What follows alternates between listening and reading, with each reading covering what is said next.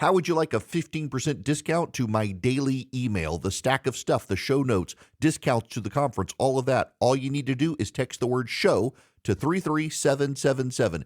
You'll get the annual subscription with a 15% discount to my daily email. You'll get the stack of stuff, the links to the show notes, discounts to the conference, and so much more. All you have to do is text the word show, SHOW, to 33777. Text show to 33777.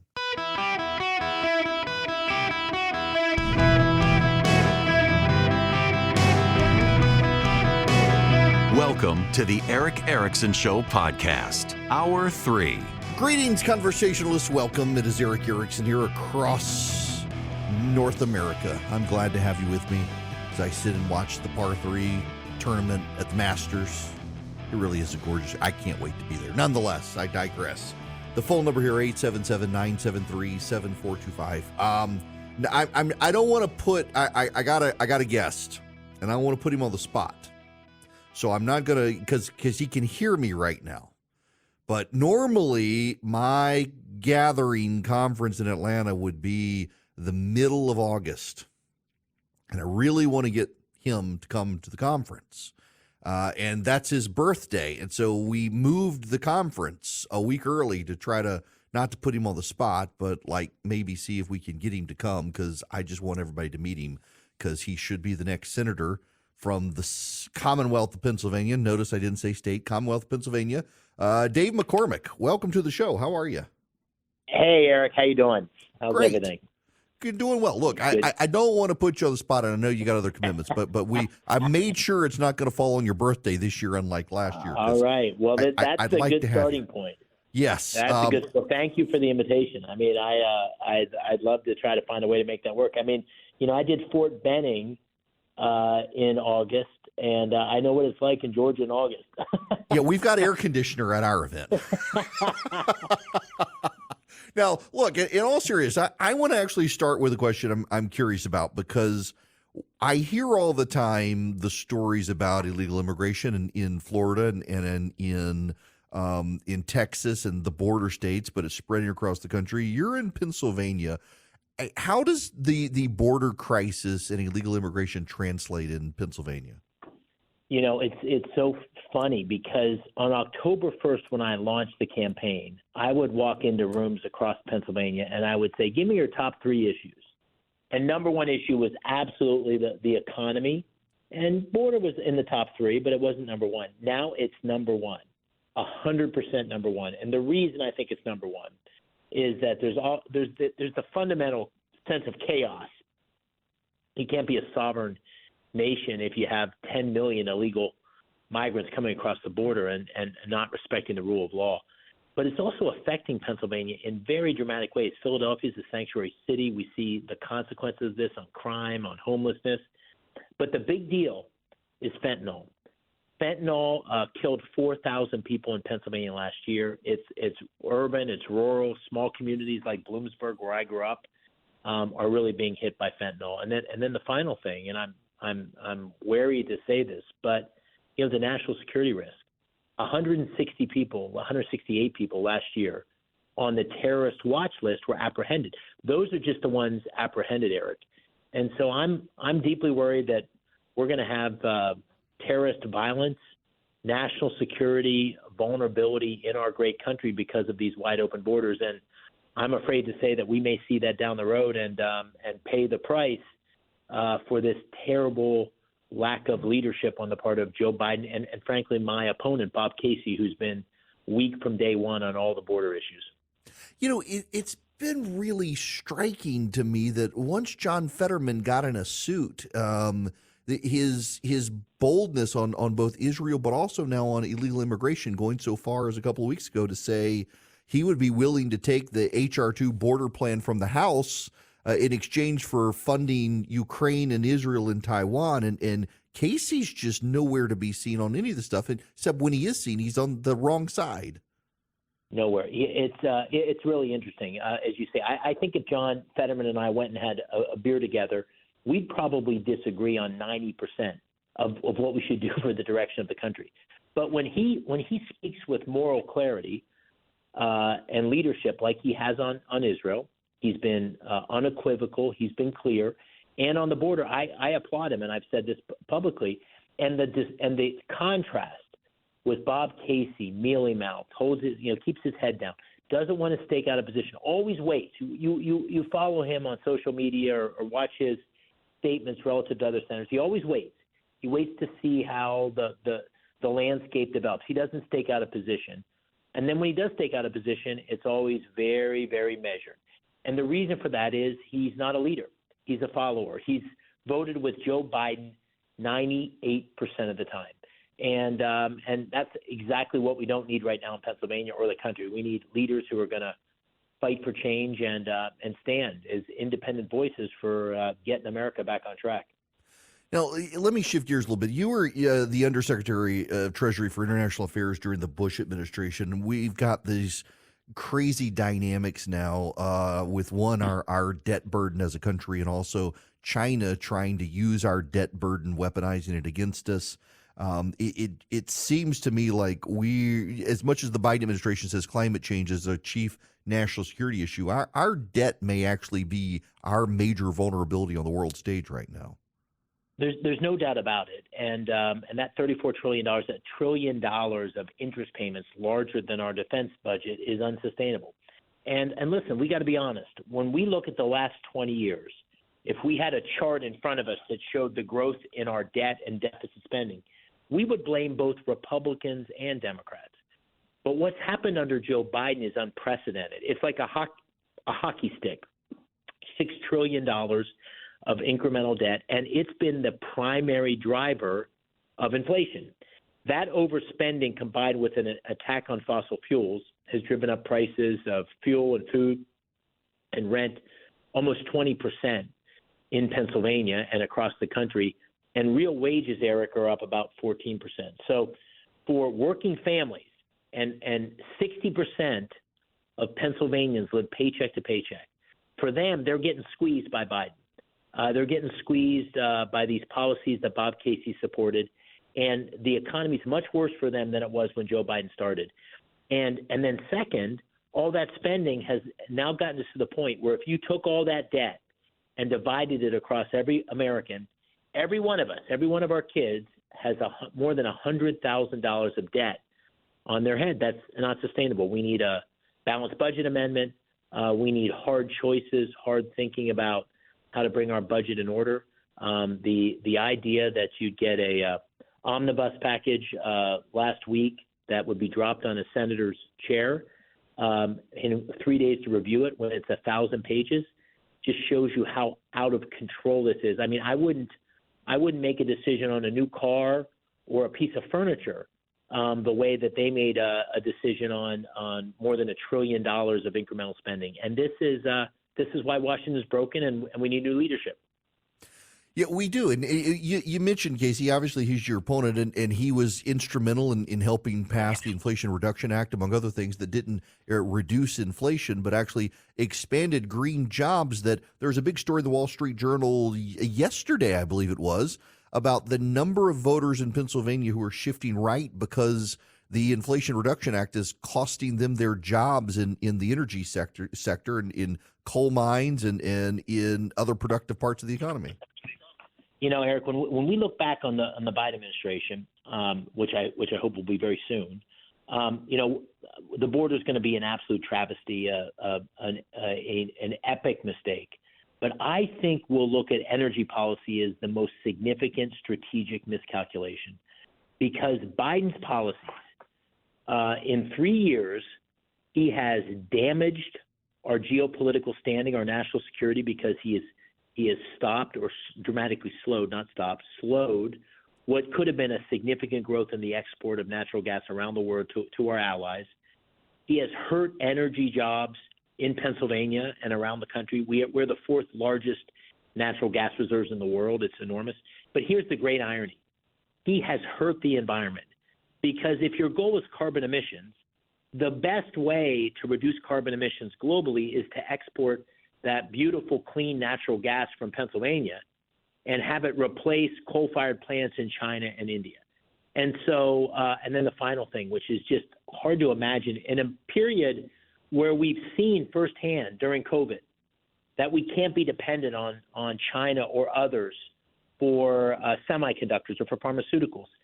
Joe Biden and Bob Casey have made us unbelievably dependent on China for EVs and solar panels as they've tried to re-engineer our economies. You know, the large majority of lithium batteries and solar panels come from China. So this is absolute madness. It's not even accomplishing the goals that they've articulated, which are absolutely the wrong goals. And we'll look back on this and say that was a strategic error that'll take decades to fight back to some sort of reasonable policy.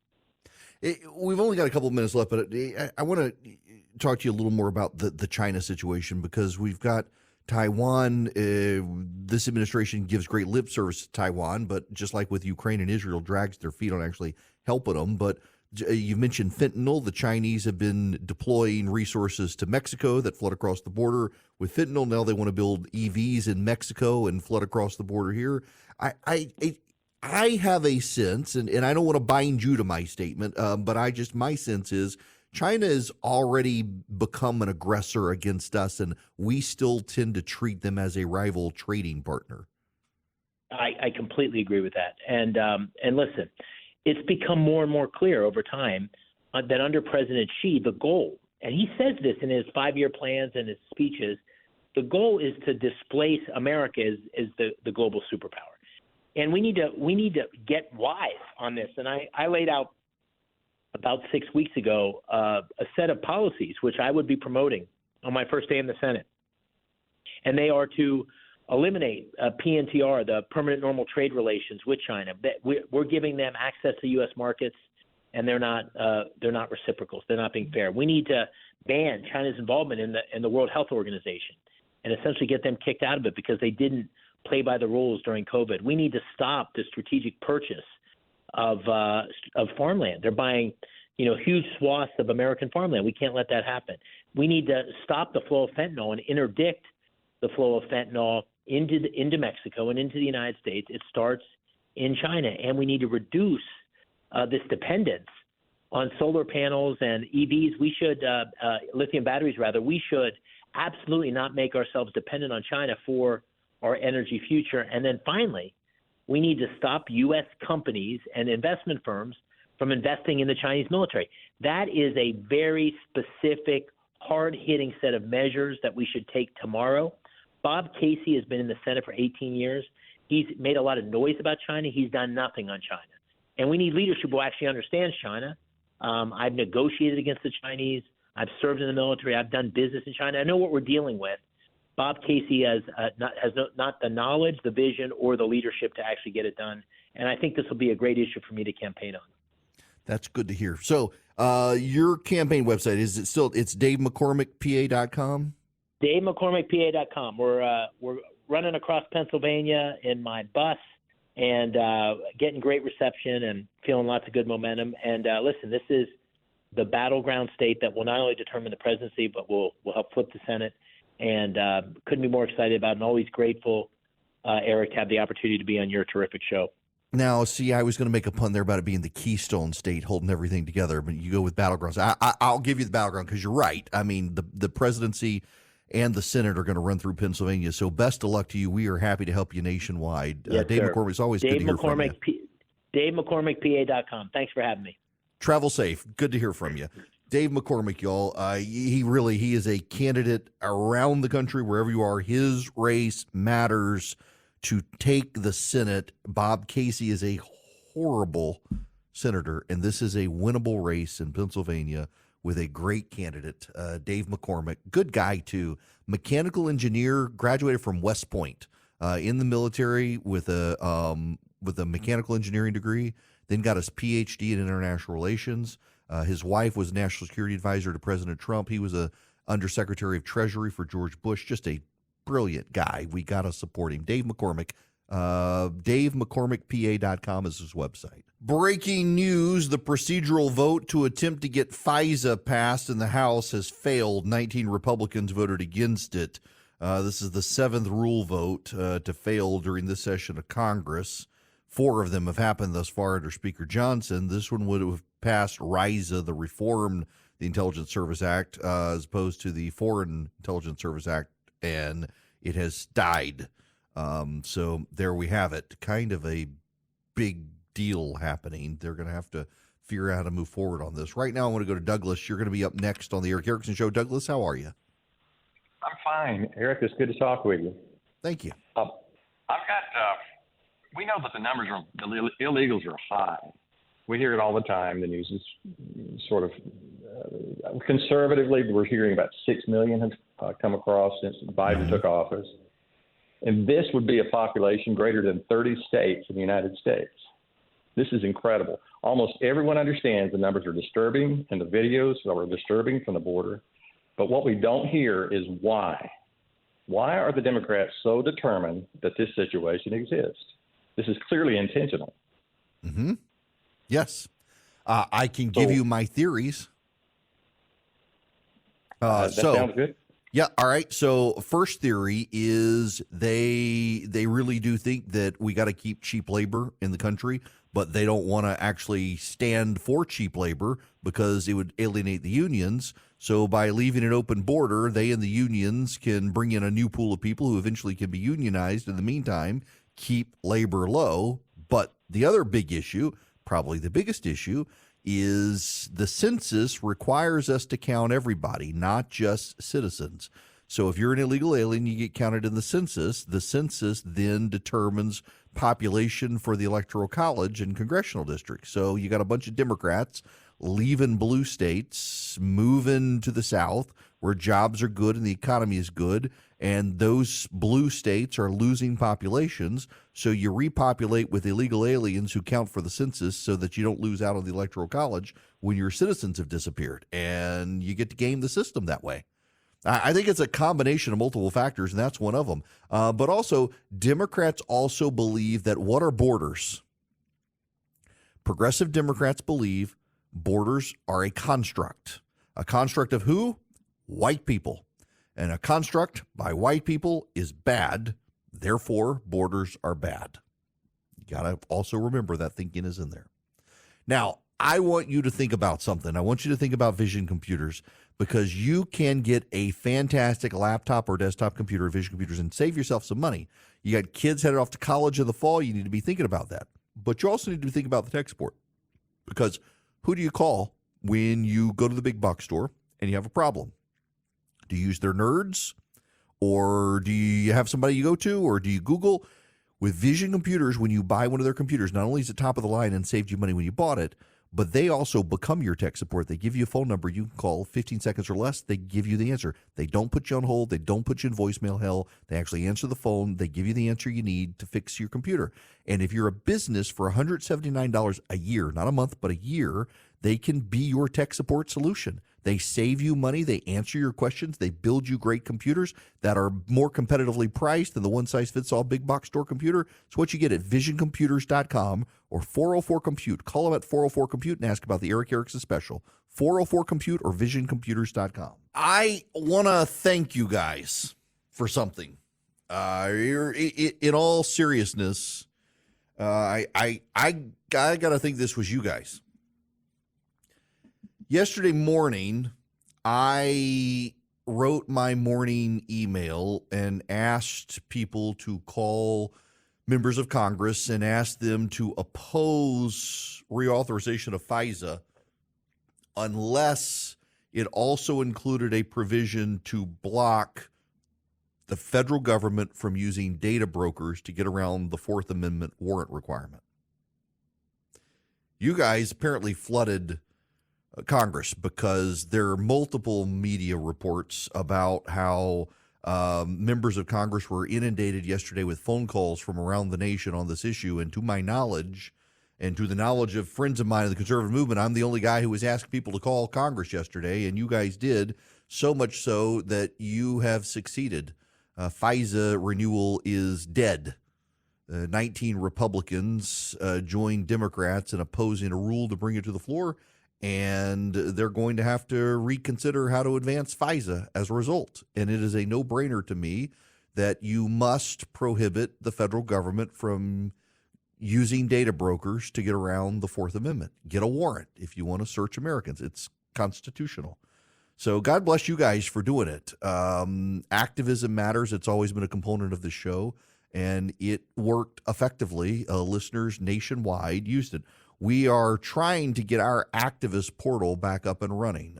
We haven't done so, and I'm hoping to be able to get it done soon to make it even easier to give you guys not just problems but solutions. But I owe you a world of thanks when the media is commenting on all you conservative activists from around the country calling Congress yesterday to kill the Pfizer renewal. Well, looks like it was my listeners.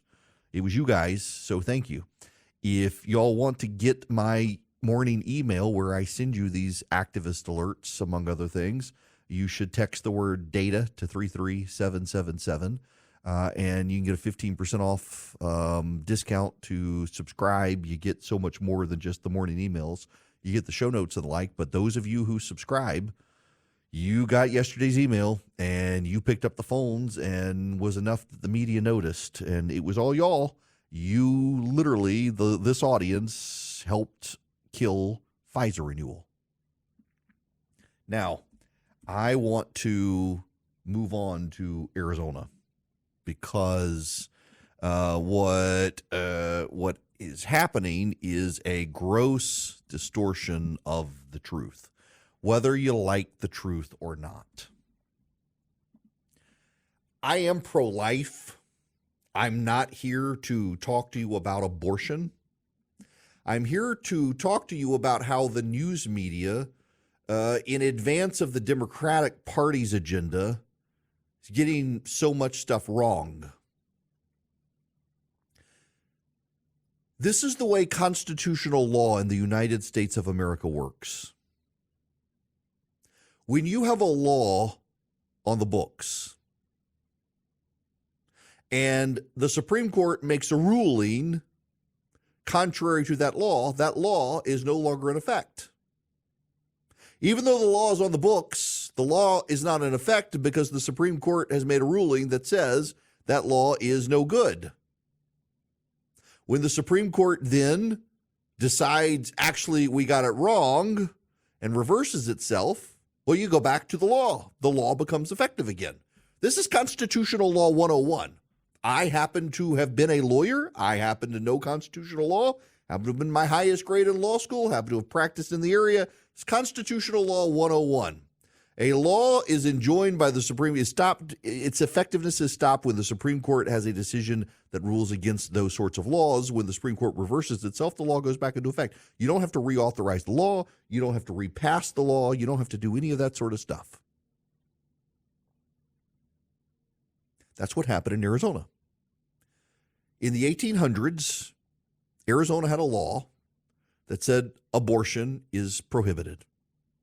The Supreme Court in 1973 ruled in Roe versus Wade that those laws are unconstitutional. The Arizona legislature never took the law off the books. A couple of years ago, the Dobbs decision reversed Roe v. Wade and said this is an issue for the states. So guess what? The Arizona law is on the books. What the Arizona Supreme Court did was not impose abortion on Arizona.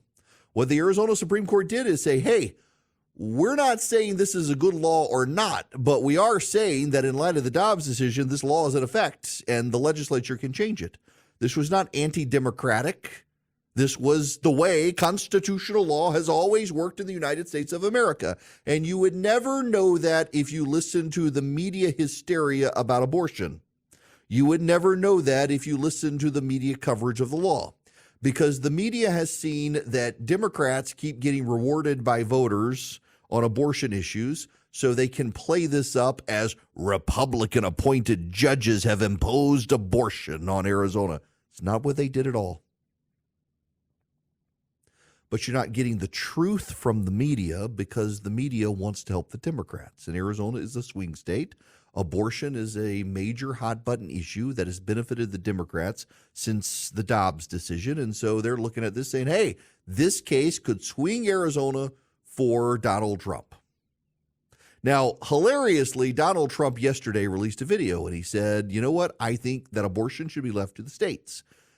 He didn't use the word federalist, but that's essentially what he said is this isn't a federal issue. This is a state issue. That's what the Dobbs decision held. We should leave it that way. And if you want to live in a pro-life state, live in a pro-life state. If you want to live in a pro-abortion state, live in a pro-abortion state. And if you want to change the law, change it at the state level. So here comes the Arizona Supreme Court and says, well, we've got a law in our books that prohibits abortion. Roe v. Wade is no more. Therefore, this law, never repealed, is back in effect. Legislature, change it if you want. And Donald Trump comes and says, whoa. I don't like this. Carrie Lake is out condemning the Arizona Supreme Court. All the Supreme Court of Arizona did was say this is the law on the books. It's therefore in effect. If you don't like it, legislature, change the law. But why change the law when you can cause people to be outraged about the law? Arizona now has a Democratic governor because the Republicans nominated Carrie Lake and she was a terrible candidate. It's why the Democrats will win the Senate seat in Arizona as well, because Carrie Lake's a terrible candidate. The governor of Arizona doesn't seem to be that motivated thus far to get the legislature to change the law. Why get the legislature to change the law when you can use the issue? If the Arizona legislature does wish to change the law, I have a suggestion. They should look to Glenn Youngkin in Virginia, where Youngkin and the Democrats, or Youngkin and the Republicans, were able to neutralize the issue in the polling by telling everyone 15 weeks. We'll make abortion legal for 15 weeks.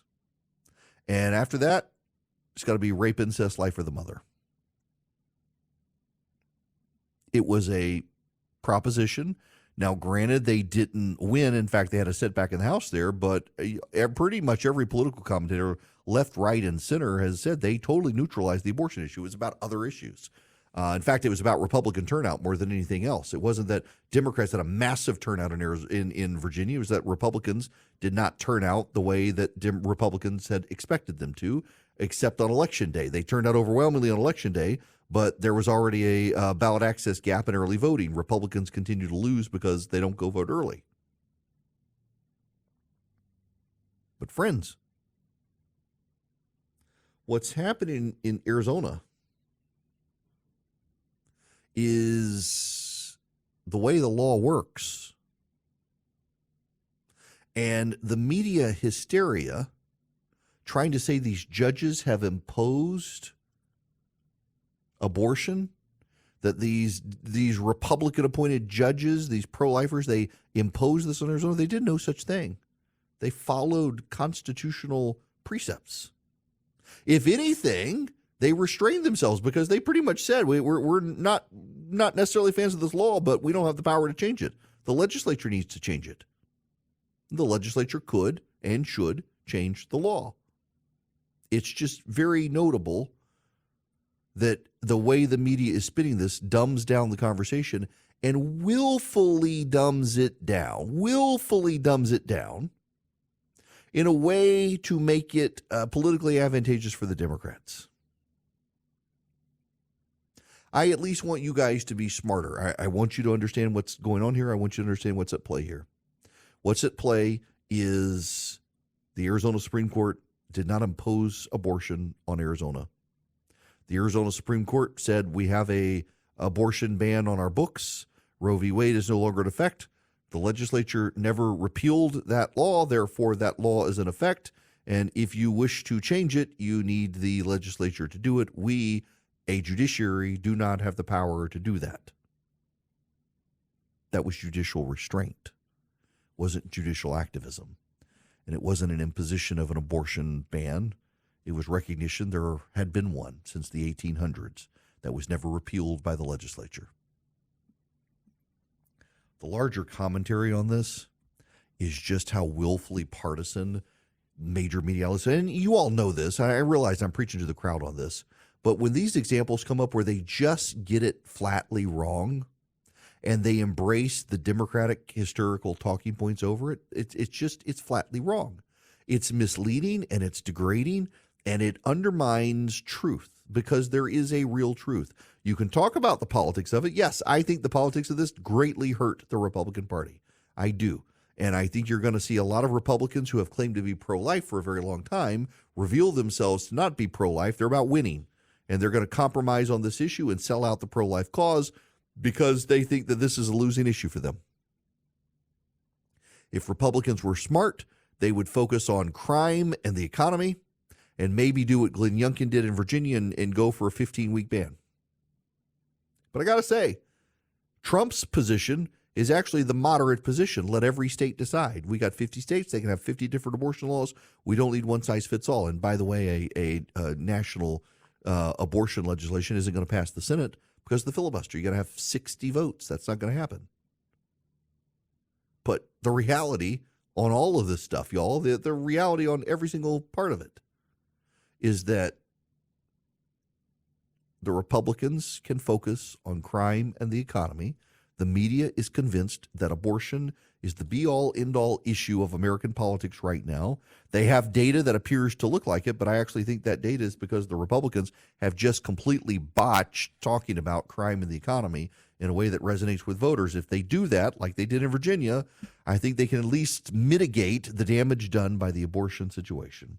They've got all sorts of economic news to talk about. I mean, you got regional banks around the country that are struggling now with corporate loans and real estate loans. There's a big story today about St. Louis's downtown being completely empty, and regional banks there are starting to struggle because they funded so much of the development. That's why Swiss America has been sounding the alarm about the secret war on cash. They want to help you protect your hard-earned assets now. This economy, possible now interest rate rises instead of declines, all these situations. Got big issues. Swiss America can educate you, and they've got this report, The Secret War on Cash. They want to talk to you about it. They want to give it to you for free. You can call or text my name, Eric Erickson, to 800-289-2646 and get The Secret War on Cash report for free. This includes digital forms of currency.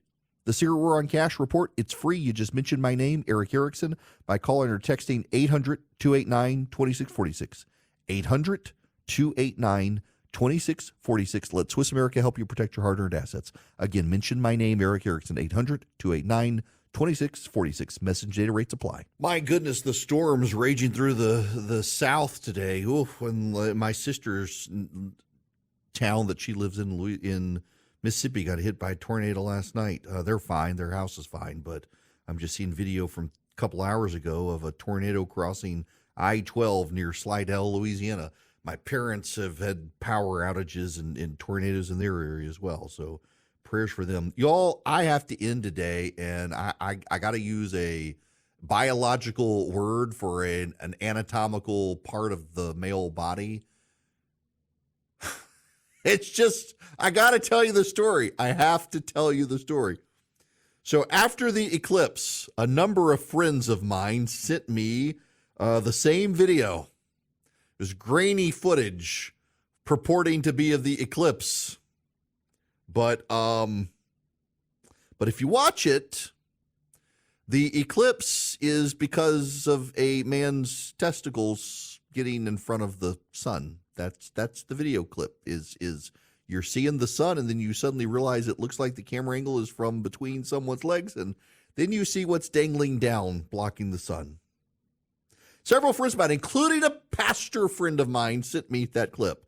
Everyone found it. It's all guys, by the way. You should know. It's all men. No women sent me the clip. Just men sending men the clip. It's like, who did that? Well, I have the answer to the question. Many of you might have gotten this clip as well, sent by your guy friends. Turns out in Mexico, on national television in Mexico, they ran that footage as if it was footage of the eclipse. I'm not making this up. I couldn't make this up. In some news channel in Mexico ran this footage as if it was the eclipse video, and only when they ran it live did the entire nation see some man's testicles blocking the sun. That really happened.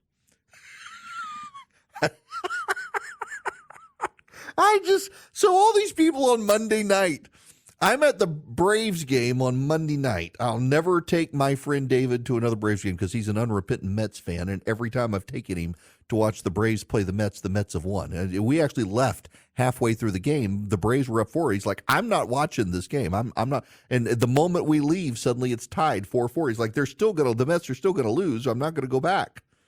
So we go have a cigar at the cigar place by the Braves Stadium, and the freaking Mets win.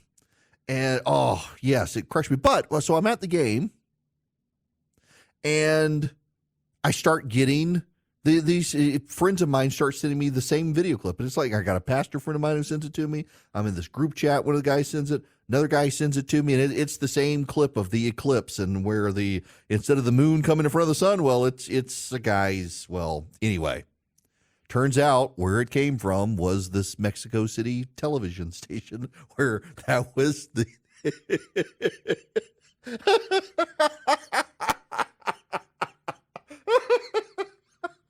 that was the video that they ran live on national television for people to watch the moon. That was their moment of total darkness. Was oh my gosh, I gotta stop. That was live on Mexican television. And my question really is, how many people lost their jobs? Because if it happened here, a whole lot of people would lose their jobs for not actually checking the footage before it was shown to the public. But in Mexico, I don't know. Do they follow the same rules, or did everyone have a great laugh at what's happening? Oh my gosh. All right.